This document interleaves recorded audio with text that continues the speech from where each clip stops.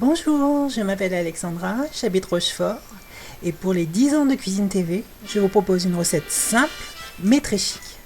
Alors si vous êtes partant, suivez-moi et je vous dirai tout de suite ce dont vous aurez besoin. Mais j'ai besoin de me changer. On y va?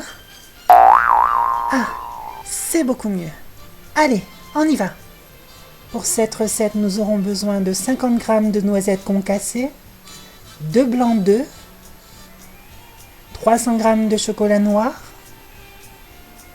2 cuillères à café de maïzena,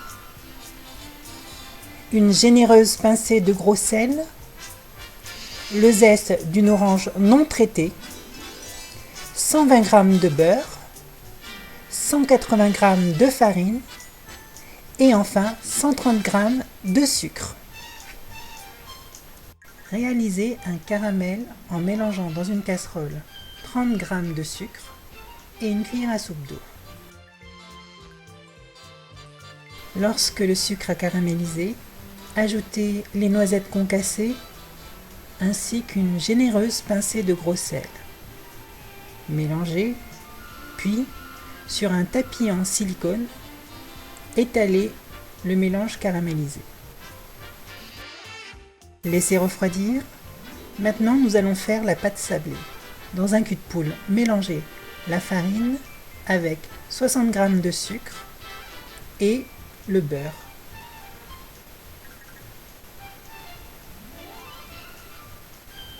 À l'aide d'une spatule, mélangez jusqu'à l'obtention d'une pâte homogène.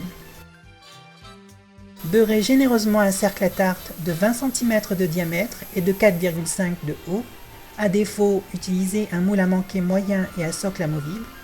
Saupoudrez de sucre en poudre, puis disposez le cercle sur une plaque anti-adhésive. Foncez le tout avec la pâte sablée. Piquez le fond, puis glissez la plaque dans un four préchauffé à 190 degrés pendant 10 minutes. Faites fondre le chocolat noir au four micro-ondes, puis ajoutez les zestes d'orange. Mélangez, puis réservez. Montez les blancs en neige en les saupoudrant petit à petit du sucre restant. Incorporez délicatement le chocolat au blanc en neige.